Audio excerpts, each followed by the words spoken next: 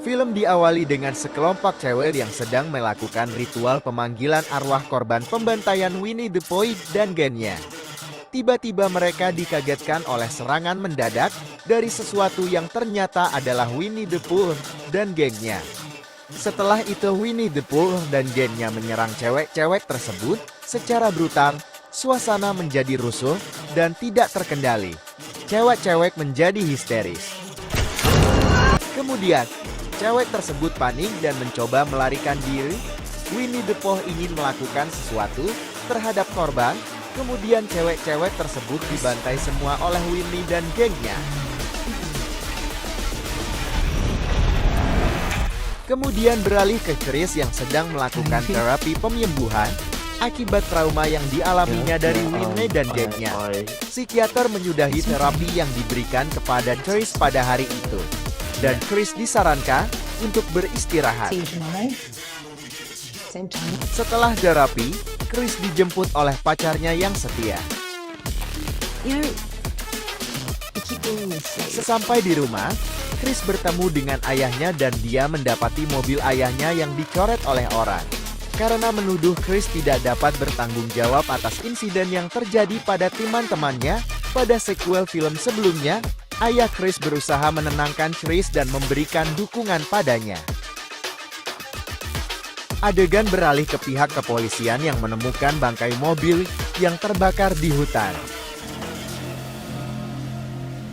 Di sisi lain hutan, sekelompok pria yang ingin memburu Winnie the Pooh dan gengnya sedang berkumpul. Mereka mencari di mana Winnie dan gengnya.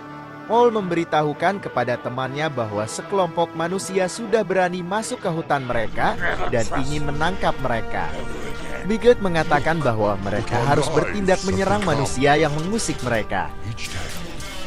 Kembali ke pemburu yang masih mencari Winnie dan Jen, mereka merasakan sesuatu yang menghampiri. Ternyata kelompok Winnie sudah berada di lokasi untuk menerima tantangan mereka. Perkelahian secara jantan pun terjadi antara pihak pemburu dan pihak Winnie. Bigot tewas di tangan pemburu. Pihak pemburu juga ada yang tewas. Pada pagi hari, tersisa satu pemburu yang selamat. Dia tersadar, pemburu tersebut segera menyelamatkan diri sebisa mungkin. Direktur rumah sakit tempat kerja Chris memanggilnya, kemudian menjelaskan bahwa nama rumah sakit telah berkurang akibat memperkerjakan Chris karena masyarakat menganggap Chris dianggap salah satu penyebab celakanya teman-temannya. Kemudian direktur memecat Chris. Di hutan, Owen dan Winnie kembali berulah dengan menculik seorang ayah dan membunuh serta memotong-motong bagian tubuhnya dan membuangnya.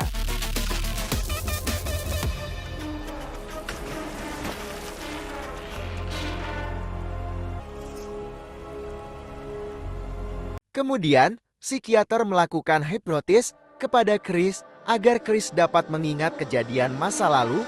Pada dirinya, Chris dapat mengingat masa lalu bahwa dia kehilangan adiknya yang diculik oleh seseorang, tapi orang itu buram di ingatannya.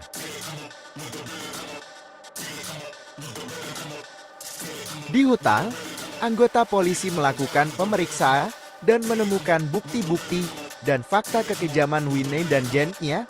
Tanpa disadari, mereka telah memasuki markas Winnie dan gengnya. Anggota polisi tersebut dibantai oleh Winnie dan gengnya. Di saat yang lain, Chris menemukan dokumen tentang ilmuwan sedang yang sering melakukan eksperimen yang menyimpang, tetapi ilmuwan tersebut dinyatakan hilang. Kemudian Chris menjenguk pemburu yang selamat dari pembantaian Winnie di hutan waktu itu. Pemburu tersebut menyatakan bahwa apa yang dikatakan Chris selama ini benar, bahwa Winnie dan Jack memang ada. Sewaktu Chris melamun terdiam, ternyata ada seseorang yang memperhatikan dia diam-diam dan Chris menyadarinya, dan saat itu dia jadi ingat kalau orang itu adalah orang yang menculik adiknya dulu.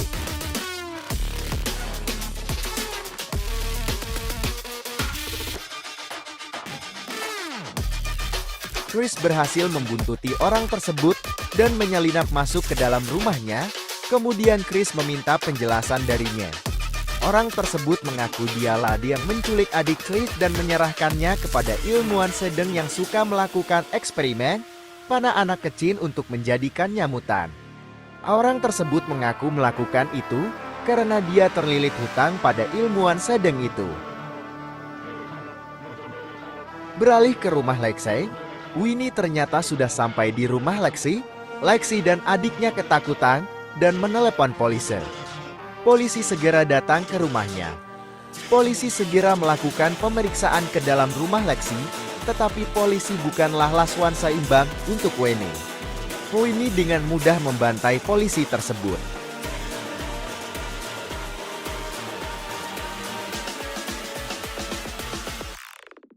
Winnie telah sampai di rumah Chris untuk mencari korban selanjutnya dan menjadikan Chris korban selanjutnya. Winnie sialan membantai ibu Chris dengan sadis, kemudian ia mencari penghuni rumah yang lain. Si Winnie terdiam sewaktu melihat foto adiknya Chris di kamar. Chris pun tiba di rumah dan langsung melihat kondisi keluarganya dan dia merasa sangat terpukul karena kedua orang tuanya sudah tewas. Dia langsung memeriksa keberadaan adiknya. Adegan beralih ke suatu pesta yang dilakukan muda-mudi. Di situ Winnie dan Al membantai pengunjung pesta tersebut. Chris pun tiba di lokasi pesta itu. Dia berusaha mencari para monster jadi-jadian tersebut. Mereka melanjutkan pertarungan di luar gedung pesta.